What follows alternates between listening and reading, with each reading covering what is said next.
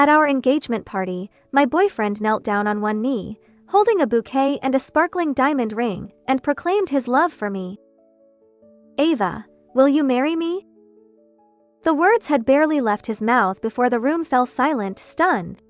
My boyfriend froze, his face filled with horror. He'd said the wrong name. From nearby, I caught the sound of his actual lover's laughter. Calmly, I grabbed her arm and led her to the center of the stage. "So she's the one you meant to propose to? Go ahead! The two of you are so well matched, I'm actually starting to enjoy the show." Chapter 1. Early last month, we celebrated my grandfather's 80th birthday. 2 months in advance, I told Caleb that he had to attend, no matter what. But he still didn't show up. The reason? Zoe's pet hamster had come down with a case of diarrhea. He spent the whole night caring for it and ended up missing the birthday celebration. I was furious and yelled at him. But he just frowned, giving me a cold look, clearly annoyed at how immature I was being. "Olivia, can't you be more mature? It's just a birthday celebration. That hamster is Zoe's precious baby. It got sick, how could I ignore it?" Because of this, we barely spoke for a month. This morning, Caleb had a florist deliver a bouquet to me. Attached to it was a card that read, "Happy birthday.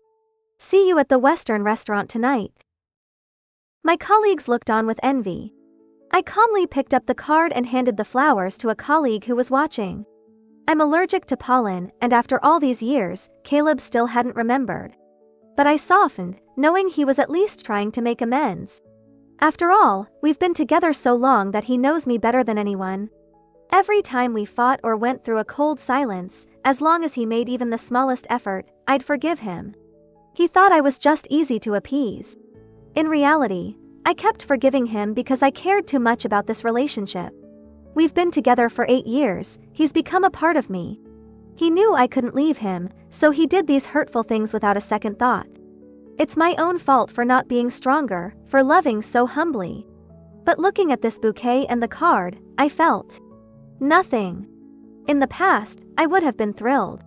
Because he never remembered my birthday or our anniversaries.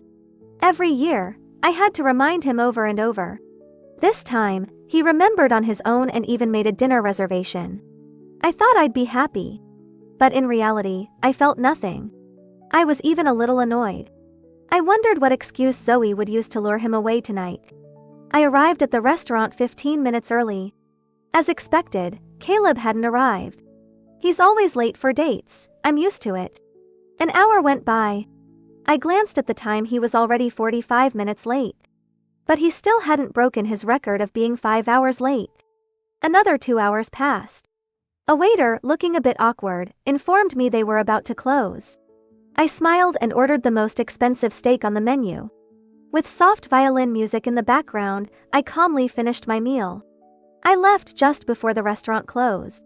Standing by the curb, waiting for a cab, I couldn't resist checking my social media. Caleb had posted a photo. Zoe, holding a puppy with a little birthday hat on its head. The caption read, "Milo is 1 year old." Looking at this photo, I felt neither anger nor resentment. I just found myself admiring Zoe. But it wasn't entirely her fault. It takes 2 people to let this happen. Caleb had to be willing to indulge her. Without a second thought, I gave the post a like. Then I got in a cab and went home.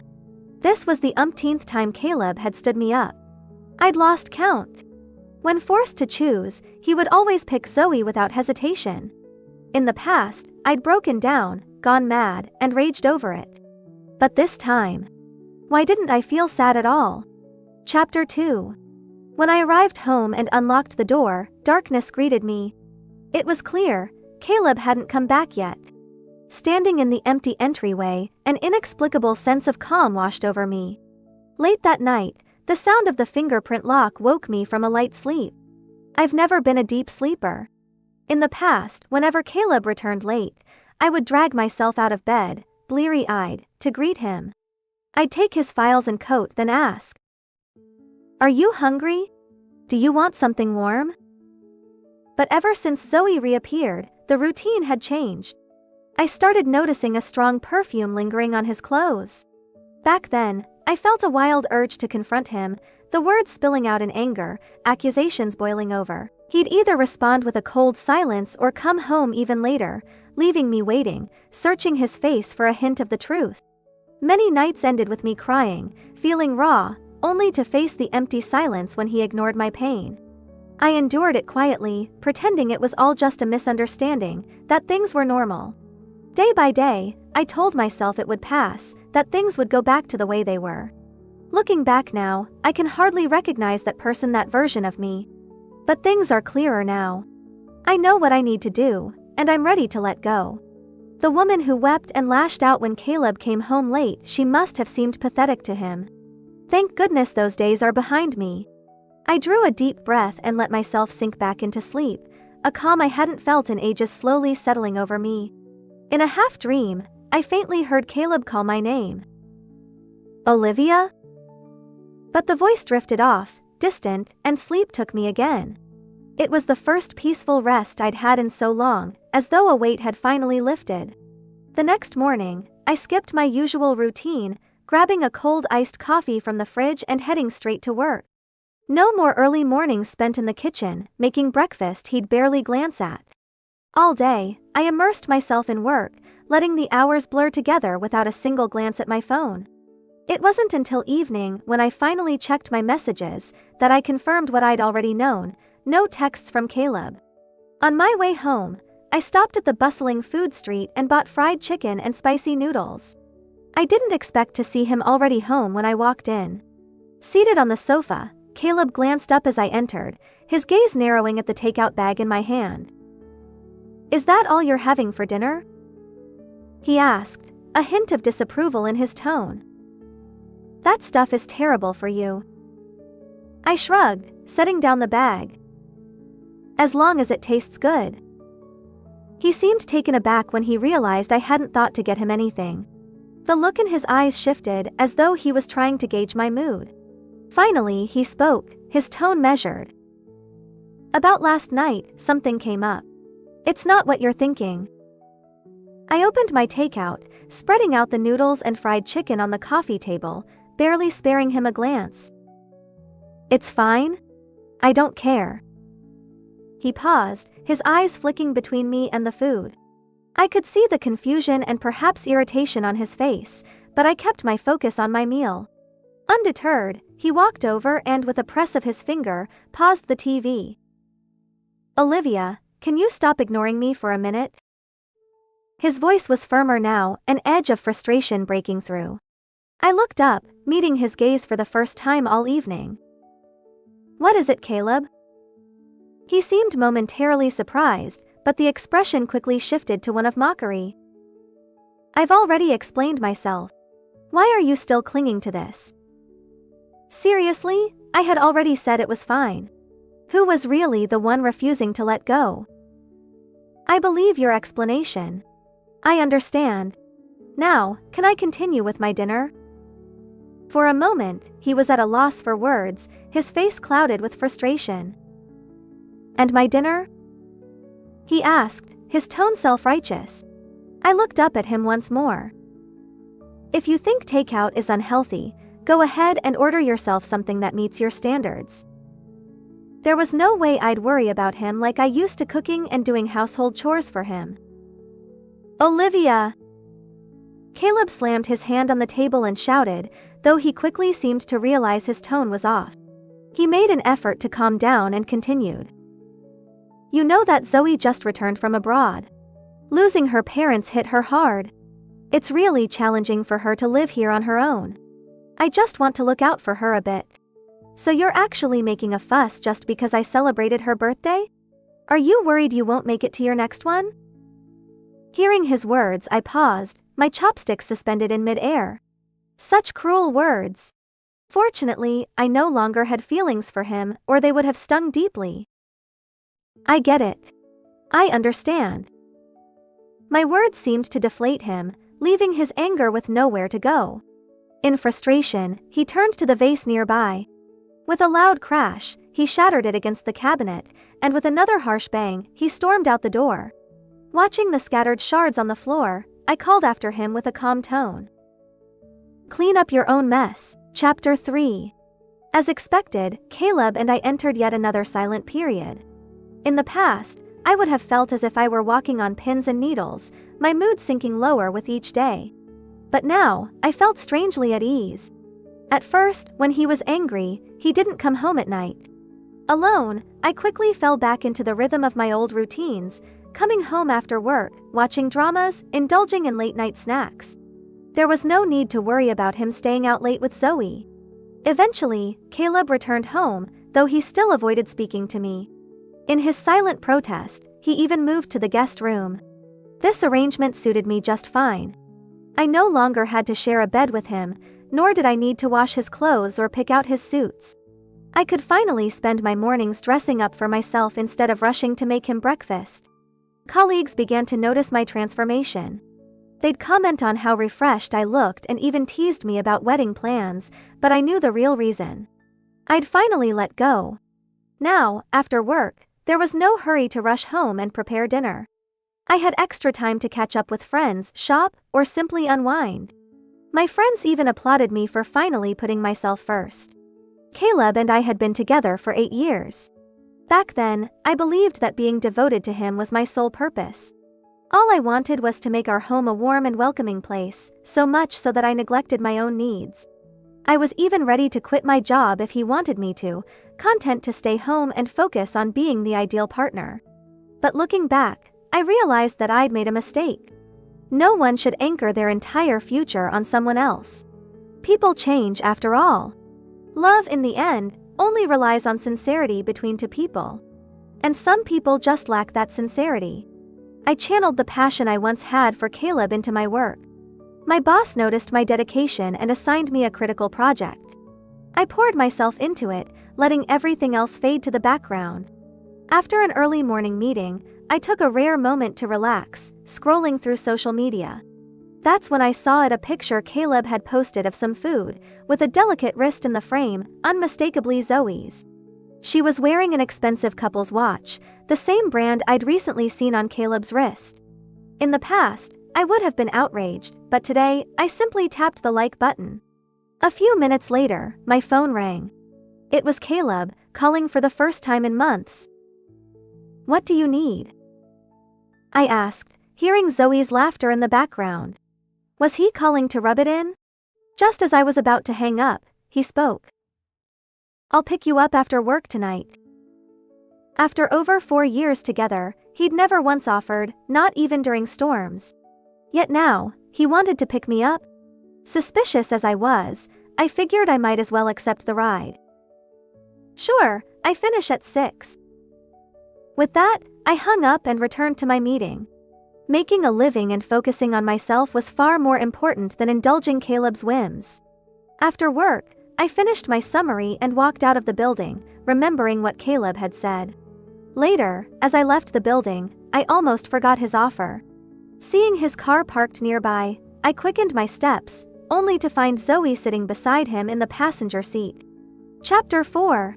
I saw Zoe sitting in the front passenger seat. I smiled, closed the car door, and settled into the back. Once I was comfortable, I noticed that Caleb was looking at me through the rearview mirror. When he saw I wasn't angry, his expression seemed to shift toward mild annoyance. Zoe, sitting in the front, broke the silence. "Olivia, I like sitting here. You don't mind, do you?" After a whole day of meetings, my head felt like it might explode. I didn't have the energy for any more conversation. All I wanted was a bit of peace. "I don't mind," I said. Then I closed my eyes, plugged in my headphones, and began listening to music. Zoe, apparently dissatisfied with my curt reply, noticed that I was no longer paying attention. Seeing that I had tuned out, she turned to chat with Caleb instead. "Cal, Disney is having an anniversary celebration. When should we go? As long as you're happy, we can go anytime." Caleb responded gently. "Then I'll go ahead and buy the tickets. We can go tomorrow." "Oh, but there are only 2-person tickets available. Looks like Olivia can't join us." Zoe made sure to raise her voice, so I couldn't miss her words. I furrowed my brow, mostly irritated because she had interrupted my quiet time. "We can go just the two of us," Caleb said, affectionately pinching her cheek before turning to look at me. He probably thought that flaunting their closeness would annoy me, but he was mistaken. I wasn't bothered at all. If something I no longer wanted had become someone else's treasure, why should I feel upset? Seeing that I didn't react, Caleb leaned in closer to Zoe, the distance between them so small that it seemed they might kiss. A shy smile appeared on Zoe's face. Caleb glanced at me and, seeing no response, irritably fastened her seatbelt. I could sense his mood darkening, and his voice grew heavier. After a brief exchange, Zoe finally stopped talking when she noticed Caleb's impatience. This rare silence allowed me to quickly drift off to sleep. When I woke again, the car had already stopped in the community. Zoe had gotten out of the passenger seat. Caleb lit a cigarette, and the acrid smell immediately woke me up. He knew I had laryngitis and always used to avoid smoking around me for my health. Back when we first started dating, he was considerate and never smoked in front of me. I don't know when that had changed. I thought about the past. We used to argue about this a lot. Once, in the heat of an argument, he'd said, "Zoe is so considerate, she doesn't complain about anything. But you being with you, I can't even breathe." That one sentence felt like the sky had fallen on me. Did he really think I was that unreasonable? The air in the car felt thick with smoke, and I could hardly breathe. I opened the car door and got out. "Olivia!" Caleb called after me, his hand shaking slightly as he flicked the cigarette away. I looked at him, then glanced at the grass and said, "Put it out. Don't start a fire." I turned and walked toward the building. After a long day of meetings, all I wanted was to rest. Behind me, I heard Caleb slam the car door shut. The next day after work, I saw Caleb's car parked downstairs at the office. I went straight to the back seat and opened the door. I expected to see Zoe, but she wasn't there. When Caleb saw me get into the back seat, his brows furrowed as though I had done something wrong. "Yesterday, I just happened to run into Zoe," he said, as if explaining himself. "Oh, it doesn't matter," I muttered, lowering my head to attend to some work. Caleb seemed a little dissatisfied with my response. Seeing me focused on the paperwork, he sighed but didn't speak. I noticed the car wasn't headed home. Curious, I asked, "Aren't we going home?" He sounded a little frustrated and said, "I told you earlier, we're going to a party." "Ah. Is that so? Sorry, I've been busy," I replied. Caleb, Zoe, and I had all been classmates in college. They had grown up in the same school and started dating in high school. It wasn't until Zoe went abroad to study during her first year of university that they broke up. In our third year, Caleb and I became a couple. Everyone knew about the history between the three of us. If this had been a few months ago, I would have refused to attend any reunion that involved Zoe. At these reunions, she would always talk about her past love with Caleb. To her, even the most mundane moments seemed like some fairy tale. Listening to her made my blood boil. But Caleb would always say I was being petty. Eventually, I stopped attending these gatherings. Now, however, my perspective had shifted. Attending once in a while was important for maintaining connections.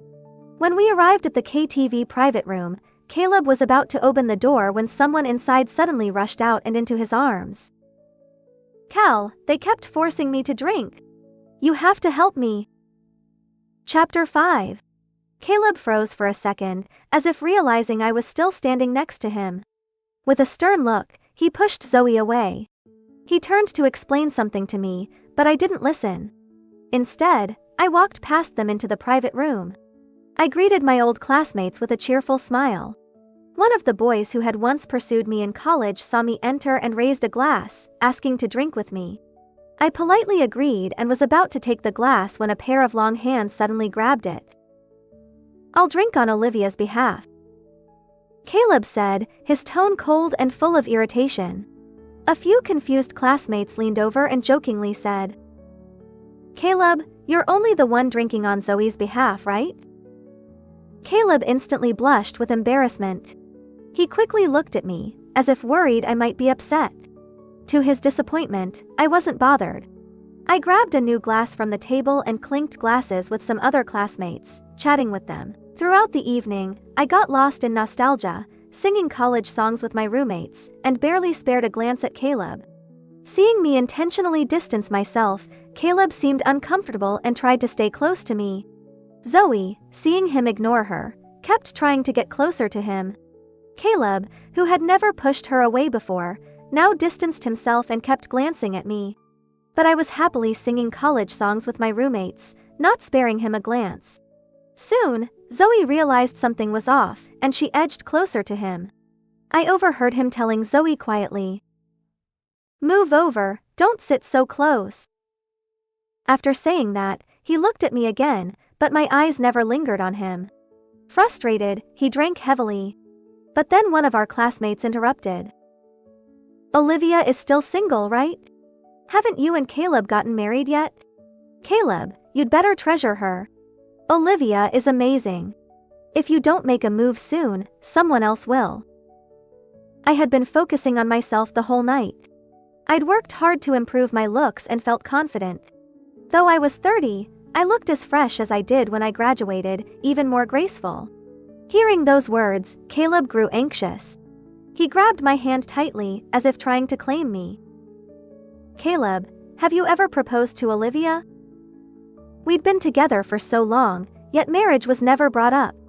I had mentioned it once, but he always brushed it off, saying his career was too unstable and he wasn't ready. Caleb didn't answer right away. Some classmates urged me to pressure him into proposing. I wasn't interested in being the center of attention, nor did I think Caleb would actually do it. Just as I was about to stop the whole spectacle, unexpectedly, Caleb suddenly stood up, knelt down on one knee, and said seriously, "Zoe, marry me?" Everyone in the room fell silent. Caleb immediately realized his mistake and scrambled to explain. I was nervous, I meant, it's..." He was so flustered that he couldn't even say my name.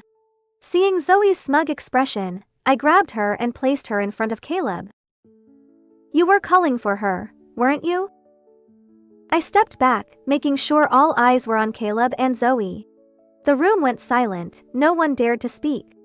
Noticing the awkwardness on everyone's faces, I started clapping, leading the chant. "Say yes! Say yes! Say yes!" Chapter 6. The atmosphere in the room was unbearably tense. One by one, classmates found excuses to leave. I grabbed my bag and left too, leaving Caleb and Zoe behind. As I was about to call a cab, Caleb called. He said he had been drinking and hired a driver, asking me to wait and go home together. I agreed without much thought. After all, it saved me the cab fare. I stood by the roadside for a while, then saw the driver arrive with Caleb's car. Suddenly, someone pushed me aside and opened the car door first. It was Zoe. She opened the back door, trying to sit next to Caleb. I didn't mind and moved to the front passenger seat. "Get out," Caleb said sternly. Zoe tried to act pitiful. The next second, Caleb kicked her out of the car. I glanced at Zoe. She was glaring at me. I gave her a calm smile and got into the front seat. Back home, Caleb seemed to want to explain something. I took out a pile of documents, said I needed to work late, and went to the study. It wasn't that I was avoiding anything. I had an important meeting the next day and needed to prepare. The next morning, as I was leaving for work, Caleb followed, saying he wanted to drive me. "No need, I'm going with a colleague." Seeing my refusal and the documents in my hand, he offered to help carry them. I didn't refuse. The documents were heavy. My colleague's car was already at the gate. Seeing it was a male colleague, Caleb frowned. "Why is it a male colleague?" I rolled my eyes. Having a ride was good enough, why nitpick? "No, you can't ride with him. I'll take you." Caleb tried to pull me away. I shook off his hand, took the documents, and got in the car. Seriously? What's with the morning tantrum? At the office, I put my phone on silent and went into the meeting room. The meeting lasted until noon. When I checked my phone, there were many messages and missed calls from Caleb. The receptionist smiled. Your boyfriend couldn't reach you and called the office. You two have been together so long, still so in love. I smiled back. I remembered reading online that if someone really wanted to find you, they'd try every way. Those who said they couldn't reach you simply didn't care. In the past, I would have been moved to tears by so many messages from Caleb. But now, I was just hungry and wanted lunch, not interested in him. After lunch, I replied with one word.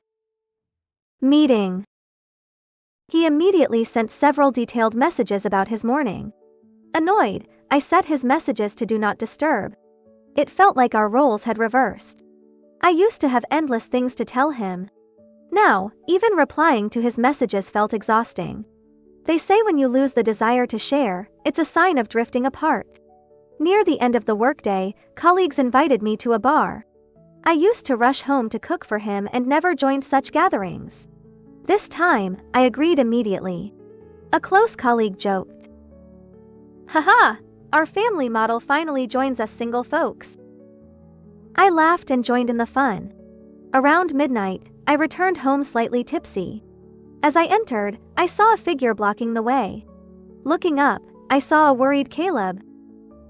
Why didn't you answer my calls? Did you drink? Chapter 7. After drinking, all I wanted was to lie down and sleep. But Caleb stood in the doorway, blocking my way.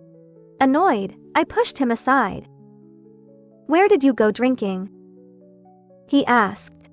The alcohol made my head spin, the world seemed to sway.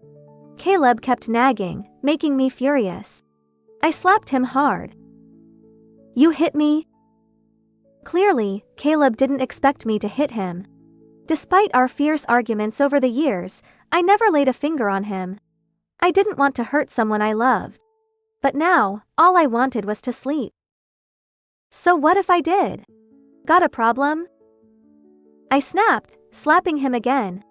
Caleb stood there stunned. Taking advantage of his shock, I pushed past him and staggered to the study. Even half drunk, I chose not to sleep where he was. The next morning, my head throbbed.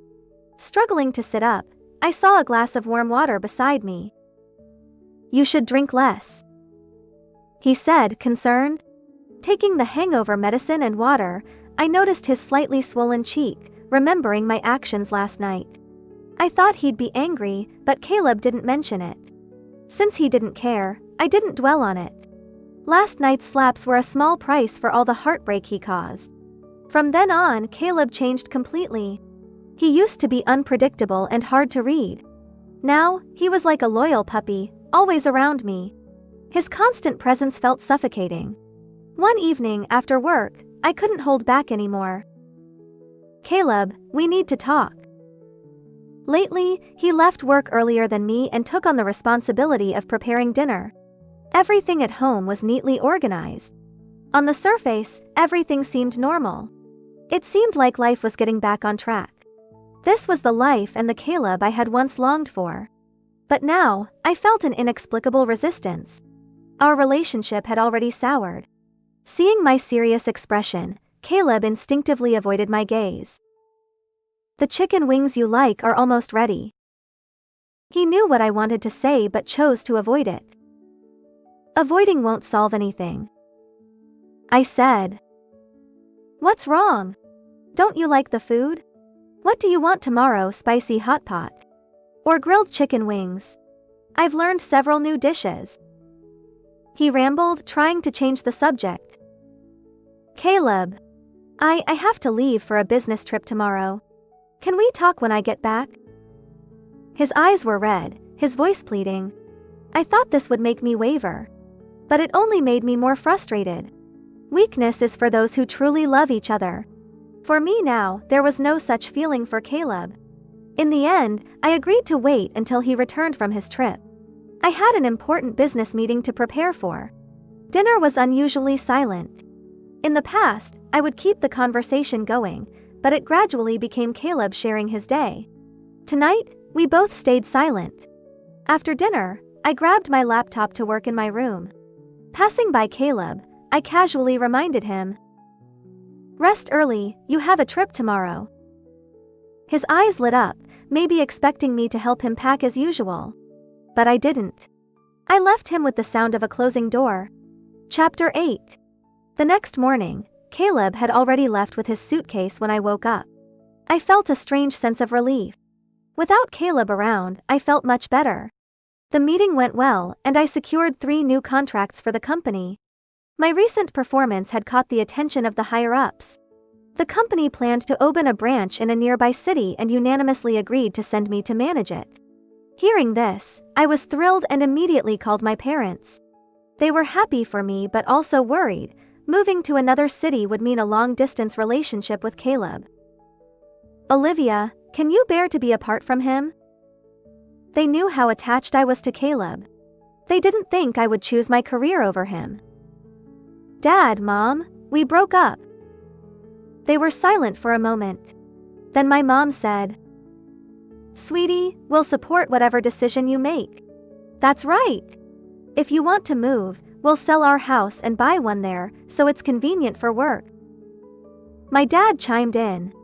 My parents always had my best interests at heart. "Thank you." Tears welled up as I spoke. "Silly girl, no need to thank us." They didn't ask about Caleb, only about the move. That night, my dad suggested a celebratory dinner for my promotion. I wanted to take them to an old restaurant. But my dad insisted on trying a trendy new place. "Today is for celebrating you, pick wherever you like." Hearing this, I teared up again. With Caleb, we always ate where he liked. He preferred bland food, so we often had local snacks. That night, we went to a Chongqing hot pot place I had always wanted to try. My parents didn't like spicy food, but they ordered a dual flavor pot for me and even tried some of the spicy side. "Dad, Mom, you don't have to force yourselves. The tomato broth is good too. Let's start with the spicy side. May our daughter's future be as prosperous as this hot pot." We clinked our soda glasses. Through the steam, I saw my parents' graying hair. I had neglected them for Caleb. "I'm so sorry. I'll make it up to you." Watching them enjoy the food, I couldn't help but smile. Tears filled my eyes again. After dinner, as we were leaving, I saw 2 unwelcome figures. "Sister, you're here too?" Zoe's fake greeting reached my ears. I glanced over and saw Caleb, just back from his trip, with her. Seeing me, Caleb hurried over, trying to shake her off. "Olivia, listen to me." Caleb tried to make excuses, but I didn't want to hear it. "Sorry, we have to go. Enjoy your meal." I pulled my parents away. "Wait." Caleb tried to stop me. "Don't touch my daughter." My dad's voice was stern. "You have no right. Stay away from her, or you'll regret it." Hearing my dad's words, Caleb looked shocked. He desperately looked to me for help. "Explain to my parents, it's just a misunderstanding, we're not really over." "Caleb, we're done." My words froze the air. His actions had already left a bad impression, even if I hadn't immediately ended things. But now, saying it out loud shattered his defenses. Chapter 9. Caleb wanted to grab my hand but didn't dare with my dad there. He could only watch me leave. I heard him yelling at Zoe behind me. "Get lost, get out of here." I took my parents home. They offered to let me stay the night, but I declined. I had things to settle. Breaking up should be done face to face, to give our 8 years a proper end. Back home, Caleb rushed to grab my arm, apologizing nonstop. "Olivia, I know I was wrong, please forgive me." I pulled my arm away and sat in the living room. "Caleb, we need to talk." He followed me, looking desperate. "Are you still mad about the birthday?" "I'm sorry, really. Don't say we're breaking up." We've been together for 8 years. I didn't want to hear his excuses and interrupted him. Caleb, I'm not reminiscing about the past. I was foolish. No. Olivia, forgive me. I'll change. I really was on a business trip, I didn't lie. Today, Zoe won 20 yuan on a scratch card, so we went for hot pot. Enough, Caleb, stop. I had no interest in his excuses. Caleb, let's break up. What did I do wrong? Tell me, I'll change. Was it the birthday, the class reunion, or something else? Just tell me I'll change, please. He was like the old me, losing control and desperate. I had become the old him, watching coldly, feeling annoyed. I took out a bag from the drawer. Inside were the pieces of the vase Caleb had smashed. I spread them on the coffee table. Caleb, you broke this. It can never be the same. Then I went to pack my things. I didn't have much, just one suitcase. When I came back, Caleb was trying to glue the vase back together. Olivia, give me time, I can fix it, trust me please. I looked at his futile efforts and left without looking back. Opening the door, I saw Zoe standing there. She looked pitiful. Sister, there's nothing between Cal and me. Don't fight because of me. I'm here to apologize, don't be mad. I wasn't in the mood to talk and interrupted her. I wish you both happiness and a baby soon. I pushed past her and left with my suitcase. Behind me, Zoe cried. Sister, why did you push me? Cal, why are you stepping over me? Cal, don't go. She clung to Caleb's leg, not letting him go. I got into my pre-booked car and left. Behind me, I heard Caleb's voice. Olivia, how can I live without you? Olivia, I can't live without you. The driver saw this in the rearview mirror and smiled. Young lady, are you really breaking up? I smiled without answering. Breaking up wasn't a whim. It was the result of countless sleepless nights. Now, I'm finally free. Everything will get better. No one can stop me from becoming a better person. The end.